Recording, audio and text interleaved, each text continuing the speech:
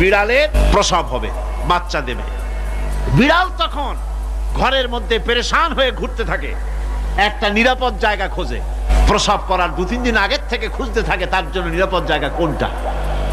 এরপরে খুঁজতে খুঁজতে প্রসবের দিন সে সত্যিকারের ঘরের মধ্যে সবচেয়ে কোনা কানা জায়গা যেটা, সেই রকমের একটা নিরাপদ জায়গা সে বেছে নিল। এরপরে বাচ্চা হলো।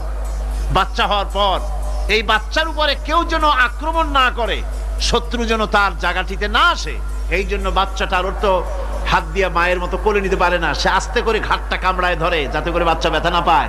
ওইভাবে করে ঘাট কামড়ায় ধরে আজকে এই সিঁড়ির নিচে, কালকে ওই খাটের নিচে, পরশুদিন এই আলমারির কোনায়, এইভাবে বাচ্চাগুলি সরায় সরায় রেখে বাচ্চাকে প্রতিপালন করে।